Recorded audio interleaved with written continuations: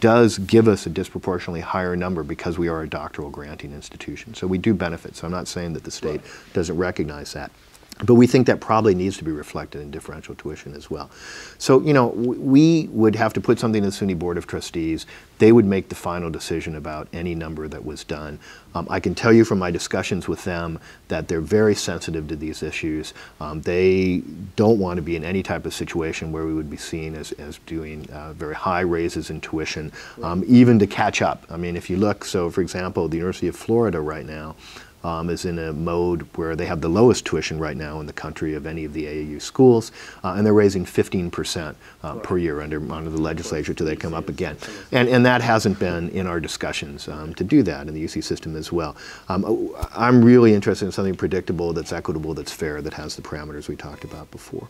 But, you know, we'll have to see. I mean, I think this makes sense to me.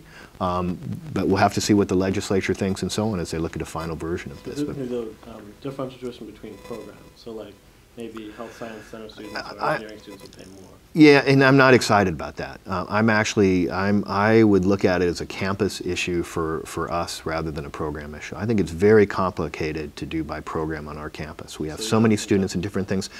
You know, I won't exclude anything, but that's not something I would be pushed for. I'm more interested in something that differentiates Stony Brook based on our overall costs rather than trying to attribute to a specific program. And do you know anything about my second question about how the student government could potentially be restructured? Yeah, I was hoping you weren't going to remember that one. I don't for sure, actually. I'd have to look at that and see. That's something that escaped me. I don't think there's any intention here if it's there. I mean, speaking on behalf of those who crafted it, if it's there, it's not intentional. And yeah, absolutely. I don't think it's there to in any way have anything to do with either the independence or the function of the student government. That certainly is not anybody's intent. So, well, I mean, of course, it has been. There's been different issues at different times, so I guess that would be a concern if that's going to be. Yeah, well, I promise you I will look in more detail at this. So my question I said goes along with the Board of Trustees. Fundamentally what this act does is it takes the power away from the legislature who, as you said, although democracy might not work perfectly, they are, you know, accountable democratically. The SUNY Board of Trustees is essentially stocked with, you know, business people and you know, big executives who aren't accountable to anyone, or at least not the students. And you know, so how can you sort of guarantee that they're not going to do something that is in, you know, sort of business's best interest rather than students' best interest?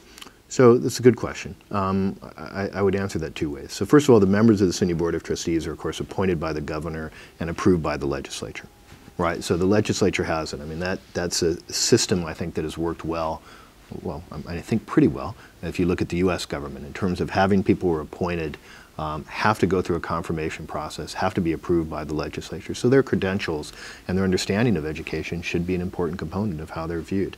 In terms of their qualifications, you know, I think we could debate back and forth about who's more qualified. Obviously, over time, legislators learn a lot, but I'm not sure the background from legislators puts them in a position where they know more about education, for example, than many of the members of the SUNY Board of Trustees, which is, I'm not disparaging our legislators in any way. I'm just saying that that's not necessarily the case. So I think there's accountability. The second thing is the legislature can always you know, if this was not working, right, the legislature always has the ability to change it, right? I mean, this is an active legislation, and a new active legislation can always change it. So I think that's completely unlikely to have happen. I think the challenge we've had is that when you put tuition in the hands of the legislators, you make it a political issue. And it becomes very difficult. I mean, you know, why haven't they had this kind of stop and start in raising tuition? Because there's been very little political will to ever alter tuition, because you will have parents and students who are unhappy if you do it. So I think in some sense, putting in a board that's really interested in the welfare of students, I hope, and SUNY, and because, you know, SUNY is made up of students, right? Putting in the Board of Trustees who are responsible for that, to me, makes sense. And it's how it's done in other states. I mean, this is important to say. I mean, there are very few states where the legislature is setting tuition, I think, for many of the reasons I talked about. It's a difficult thing, I think, to bring into the political process and political arena. So it's not a knock on our legislators. I think the legislators, from everything I've seen in the state, are interested in higher education. I mean, as we talked about, I would love to see more funding, but at least they are interested and concerned about SUNY. You know, I mean, I hear from them all the time. They're very, they really want to talk about SUNY. They're always interested in Stony Brook, our local legislators, and what we're doing. So they're concerned about it. On the other hand, I think, you know, they have ways to interact with us in a number of ways, but I think the tuition would really make more sense to reside in the Board of Trustees. And I have, you know, as I look at the resume of the people we have on the Board of Trustees, Carrie Stoller, for example, who was just appointed, an incredibly thoughtful and smart individual who I think is, you know, hopefully representative of the members of the board. So we'll be assembling a report. We already have part of the report, and hopefully by the end of the month we'll be polling students, and we'll send that report to you. Thank you. I think you're not here. How much revenue will the hotel bring in, and how will that be distributed? So it would depend upon. So it would depend upon exactly, you know, how much it generates in terms of revenue. So there's a fixed lease essentially. So the fixed lease, I believe, is it $100,000 a year? I think is the fixed lease that we have from SUNY. So it's $100,000 a year in revenue. And then if it goes beyond certain numbers, then we would get a percentage of that as well, which would come in. I think the idea is to, you know, obviously we can talk. I don't think it's been assigned to a particular area so far, but I think it would probably be used. I mean, it would comes in via the Stony Brook Foundation. We could use it for scholarships and things like that, but I don't think we've expressly said what it would be used for. Yeah, so it's not gonna help turn our budget around. Let's put it this way, but it would be a positive component on our books. Yes. I don't think I introduced myself the first time. Yeah. So I'll do that now. My name is Adam. I'm with Think Magazine and also WSB News. Yep. Getting back to the differential tuition, that's obviously a trademark of many state university systems around the country. Another thing that usually often accompanies differential tuition is this notion of flagship campuses, which was an issue that was raised actually prior to your arrival under former Governor Spitzer, who did actually push for flagship status for Stony Brook and for Buffalo. Is that something that you would support, or something that, you know, FIA would lead to, whether directly or indirectly, this notion of Stony Brook as a flagship campus? Yeah, that's a great question. You know, I think whether or not anybody gives us that name, I think that's what we aspire to be, and I think we are, essentially. So, you know, I think being in the AAU, in some sense, I think brands us essentially within the SUNY system as being a flagship. So whether or not it's a formal name or not, I think that's how we should be viewed by people.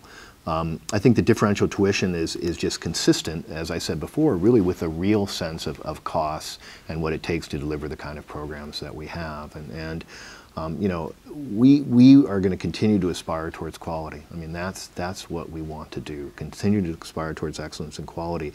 And I think if we do that, you know, we're seen as a flagship, whether or not we have a particular appellation or not.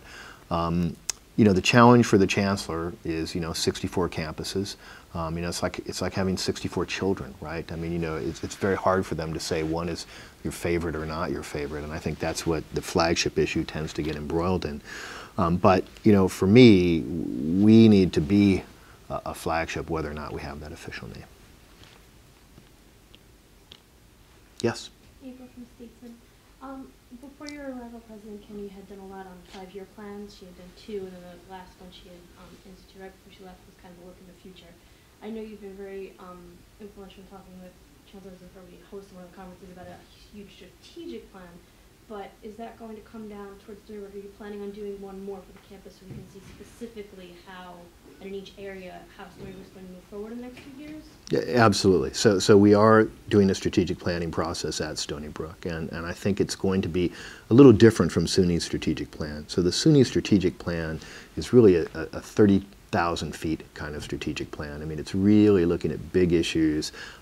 What are some of the major ways in which SUNY is going to position itself in the future to really become an engine for quality of life and for economic development for the state of New York? And that's really the goal of the SUNY plan, I think. So it's very much a big picture, big goal thing. We're doing a more detailed look at Stony Brook, and it's never been more important. Unfortunately, again, because of the, you know, the white-hot heat that's coming from these budget cuts, we have to look really carefully at what we do and make some decisions about what's strategically important for the university. And, you know, I will tell you that I've had many discussions with, you know, Provost Kaler, and we've talked a lot about that the academic mission is at the forefront of what we consider. So that has to be at the forefront of our strategic plan.